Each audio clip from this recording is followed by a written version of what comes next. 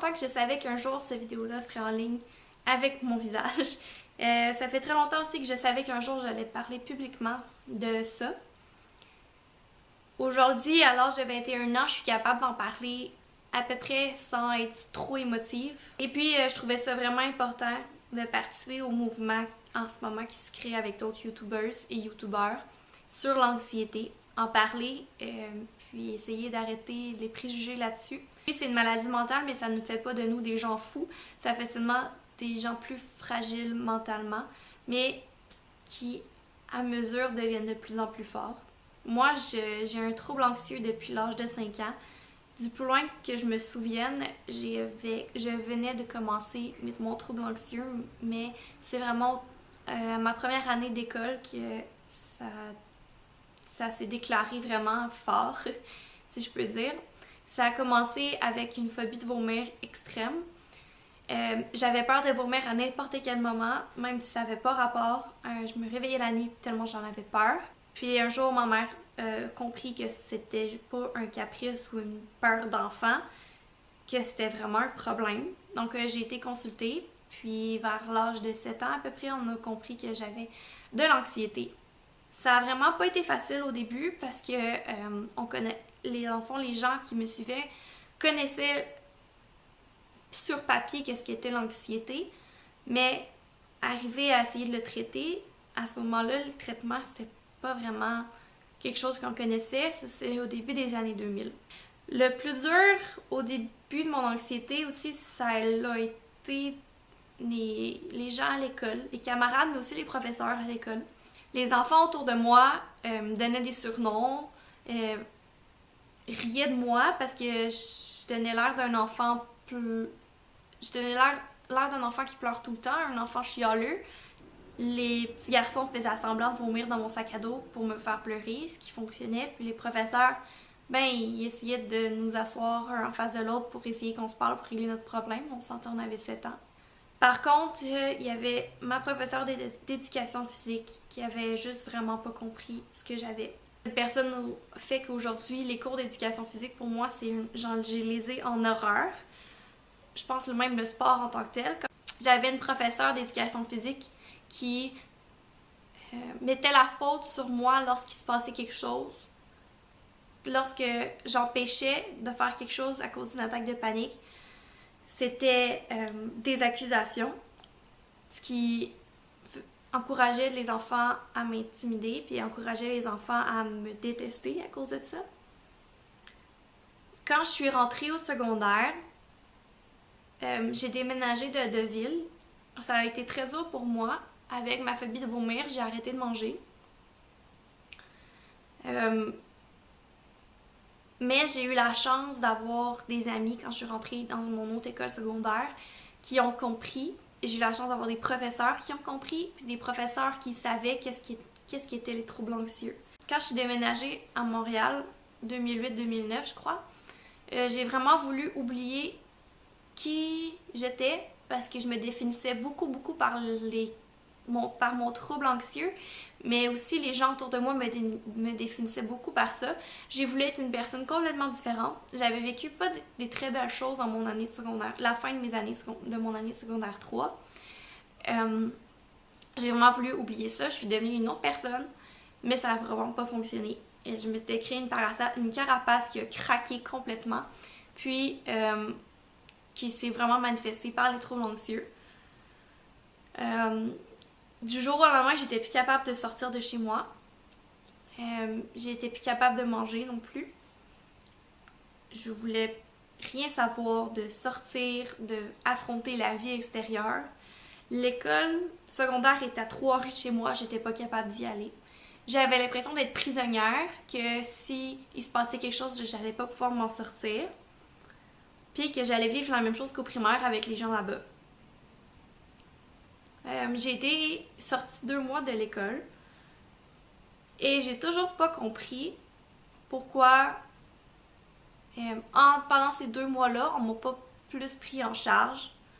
J'en veux beaucoup aux gens qui m'ont suivi à ce moment-là.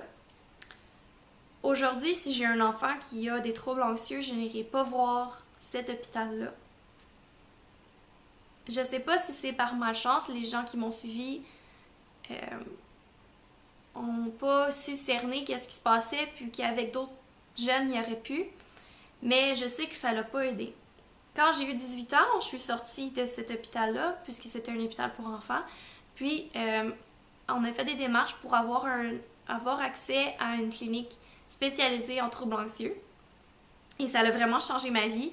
J'ai fait une thérapie cognitive comportementale. On me l'avait proposée quand j'étais adolescente, mais ça me faisait trop peur. Parce qu'une TCC, c'est affronter ses peurs en face. Mais c'est la meilleure chose qu'il peut avoir. Quand j'ai fini ma TCC, j'ai vraiment changé, j'ai vraiment compris, j'ai vraiment été capable de m'en sortir toute seule. Puis, ça a vraiment été un moment qui a changé ma vie quand je suis devenue un adulte. J'ai vraiment pu contrôler mon trouble anxieux.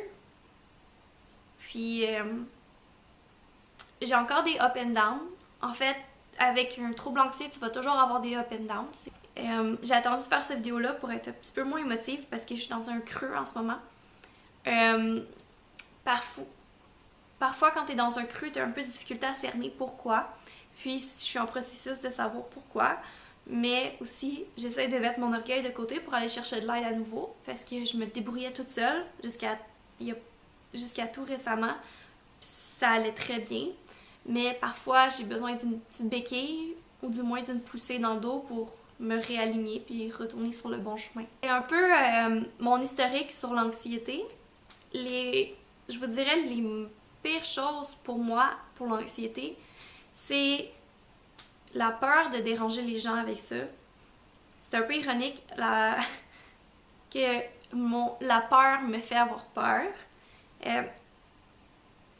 Je crois que ça vient beaucoup de ma professeure d'éducation physique qui mettait la faute sur moi lorsqu'il y a quelque chose qu'on pouvait pas faire à cause d'une attaque de panique. Donc aujourd'hui, j'ai toujours peur de déranger les gens avec ça. Avec moi-même, je le gère de plus en plus. Et puis, je suis de moins en moins fâchée contre moi-même lorsque ça arrive parce que les préjugés contre la maladie mentale, les gens qui croient que une maladie mentale, tu devrais être capable de te raisonner plus que c'est dans ta tête. C'est pas juste les gens qui vivent pas la maladie mentale qui ont ces préjugés-là, c'est aussi les gens qui la vivent. Peut-être que vous connaissez des gens avec des troubles anxieux. Moi, la différence, c'est que je vis avec mes troubles anxieux depuis 16 ans. Je serais capable de les contrôler, des fois moins que d'autres. Mais s'il y a des gens qui commencent autour de vous, que vous savez pas qu'est-ce qui se passe, le plus important, c'est de pas les juger et d'être là pour eux s'ils ont besoin de parler. C'est sûr que si vous leur dites que ça n'a pas lieu d'être, ces gens-là, habituellement, ils savent, surtout quand c'est des adultes. Moi, j'étais un enfant, quand ça a commencé, c'est sûr que c'était plus compliqué, mais quand t'es un adulte, t'as la raison. L'anxiété, ça peut apporter beaucoup de mauvaises choses. Ça peut vraiment apporter un manque de confiance en soi. Je pense que moi, c'est ce qui m'a affecté le plus, c'est un manque de confiance en moi. Pas sur tous les points, mais sur beaucoup de points. Parfois, j'ai juste l'impression que je serais pas capable de faire ce que j'ai à faire dans la journée, par exemple, parce que je pense que je vais faire une crise d'angoisse, puis que ça va m'empêcher de le faire. Puis, c'est ça le plus dur, c'est juste de défoncer les portes, puis de pas laisser l'anxiété te miner. Si jamais vous connaissez aussi une personne qui a des troubles anxieux, depuis très longtemps, comme moi par exemple, si mettons vous la recroisez dans la rue, commencez pas par lui dire comment ça va avec tes troubles anxieux. Parce que il faut jamais se définir par ça. Si vous imaginez si vous avez un cancer puis que les gens ils font juste penser que vous avez juste le cancer, que c'est tout ce que vous êtes, c'est une personne avec un cancer. Ben vous savez que ça va être dérangeant. C'est la même chose. J'ai pas envie de me faire définir par ma maladie, puis ça, c'est pas facile non plus. Quand j'entends des choses comme ça, des gens qui ont vécu ça, ça me rassure, ça me fait du bien. Ben, je sais que je suis pas toute seule, puis vous êtes tellement pas toute seule. S'il y a des gens qui m'écoutent qui ont l'anxiété depuis des années, depuis qu'ils sont enfants, vous savez que c'est pas la même chose qu'une personne qui a de l'anxiété quand elle est adulte, parce que l'anxiété a fait partie de ta vie, toute ta vie. Puis c'est pas facile. En terminant mon message, ça serait pour les gens qui n'ont pas de problèmes mentaux. sachez qu'on ne gère pas ça. Si vous voulez une preuve scientifique, il y en a plein. C'est chimique dans notre tête, c'est pas quelque chose qu'on s'invente, c'est vraiment quelque chose qui se passe dans ta tête. Puis si on prend des médicaments par exemple pour ça, c'est pas des calmants, c'est vraiment juste pour t'aider, t'appuyer là-dedans. Il y a une excellente campagne qui s'appelle Belle cause pour la cause. Ça fait plusieurs années que j'essaie de la partager avec mes amis. Puis maintenant avec ma chaîne YouTube, je peux enfin partager ça, puis que c'est important pour moi d'arrêter les préjugés sur la maladie mentale. Je suis très fonctionnelle dans la vie. J'ai des moments où c'est plus dur, mais je suis une personne qui peut aller très loin dans la vie, puis je le sais parce que, autant grâce à mes troubles anxieux qui m'ont permis d'être une personne beaucoup plus fonceuse, une personne qui a un sang-froid incroyable. Fait que je sais que ça fait pas de moi une personne handicapée dans la vie, puis que je vais toujours avoir ça, mais que je vais pouvoir me contrôler, puis qu'il y aura toujours des ups et des downs. L'important, c'est de profiter des ups, puis quand t'as un down, mais c'est de le vivre à fond pour essayer de t'en sortir. Merci énormément de l'écoute que vous avez eue. Si vous avez écouté la vidéo jusqu'à la fin, c'est super apprécié.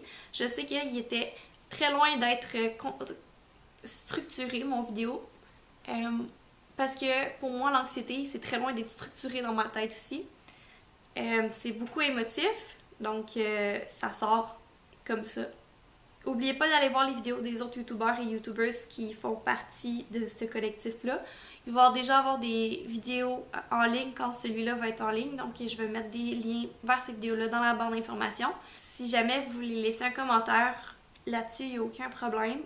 Si vous avez envie de partager ça en public ou en privé avec moi, ça serait vraiment bien.